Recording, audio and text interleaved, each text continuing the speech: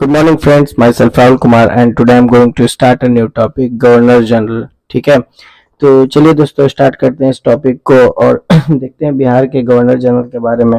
तो दोस्तों मैंने बिहार के गवर्नर जनरल के बारे में एक सीरीज चला रखी है। ठीक है, तो ये उसका दूसरा पार्ट है और हम लोग देखेंगे कि बिहार के गवर्नर जनरल के कार्यकाल के दौरान कुछ अहम जो उन कार्य हुए हैं तो उसको हम लोग देखेंगे और जानेंगे। ठीक है, तो चलिए दोस्तों ये उसका दूसरा पार्ट है। तो दोस्तों जैसा कि आप लोग देख रहे हैं कि इन सभी वाइसरॉयज को मैंने थ्रू द पिक्चर्स मेंशन कर दिया है। आप लोग इनके फोटोज को देख सकते हैं। ठीक है, और आगे स्लाइड्स में इनके कार्य को भी मैंने मेंशन किया है। तो चलिए देखिए, ये लॉर्ड मिंटो वन हो गए। ठीक है, इनका कार्यकाल का जो समय था ना वो 1807 से 1813 तक था। ठीक है, और इन्हीं के कार्यकाल के दौरान ट्रीटी ऑफ अमृतसर हुई और उसके बाद से 1813 में जहां तक हम लोग जानते हैं कि एक चार्टर एक्ट भी आया था।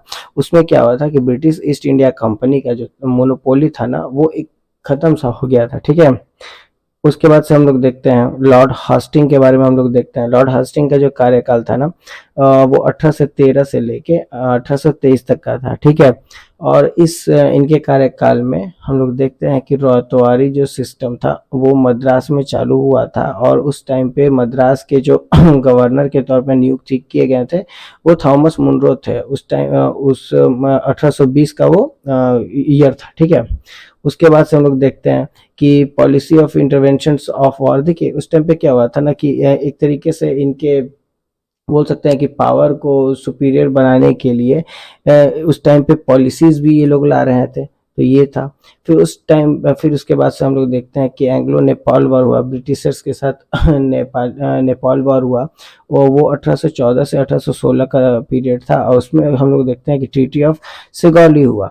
उसके बाद से ट्रीटी विथ सिंधियास के साथ जो संधि हुई वो 1817 में, उसके कार्यकाल को भी हम लोग देखते हैं। ठीक है, उसके बाद से हम लोग देखते हैं कि लॉर्ड एमहर्स्ट जिनका कार्यकाल 1823 से लेके 28 तक था। इनके कार्यकाल में फर्स्ट बर्मीज वॉर हुआ, बैराकपुर का म्यूटिनी भी हुआ और भरतपुर भी कैप्चर किया गया इन्हीं के कार्यकाल में। ठीक है, तो इन सभी की ईयर को यहाँ पे मेंशन किया गया है, आप लोग देख सकते हैं। ठीक है, उसके बाद से लॉर्ड विलियम बेंटिक के बारे में हम लोग देखते हैं। 1828 से लेकर 1835 तक का इनका कार्यकाल था और ये हमारे इंडिया के पहले जनरल गवर्नर थे और उसके बाद से इनको मॉडर्न वेस्टर्न एजुकेशन का फादर भी जाना जाता है। ठीक है, फिर उसके बाद से हम लोग देखते हैं कि हमारे भारत में जो एक बहुत ही बुरी व्यवस्था चल रही थी उस व्यवस्था को इन्होंने ही बंद किया था, जिसको हम लोग एबोलिशन सती के नाम से जानते हैं। ठीक है, इस सती प्रथा को इन्होंने ही खत्म किया था।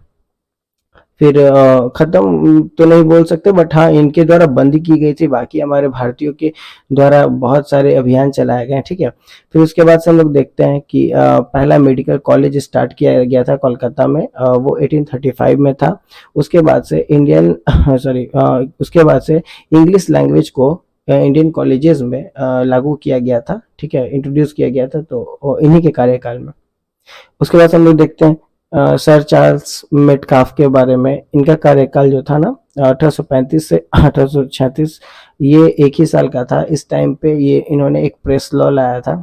उसके बाद से हम लोग देखते हैं लॉर्ड ऑकलैंड के बारे में। ये ऑकलैंड 1836 से 42 तक का इनका कार्यकाल था। इनके कार्यकाल के दौरान पहला एंग्लो मराठा वॉर हुआ और इन्हीं के कार्यकाल के दौरान हम लोग देखते हैं कि रंजीत सिंह का डेथ भी हुआ। ठीक है, तो ठीक है गाइस, इसी के साथ हम लोग इस वीडियो को ख़त्म करते हैं और आपको इसका अगर पीडीएफ चाहिए तो मैं डिस्क्रिप्शन में इसके पीडीएफ को मेंशन कर दिया हूँ। ठीक है, और टेलीग्राम पे जाके आप इसके पीडीएफ को डाउनलोड कर सकते हैं।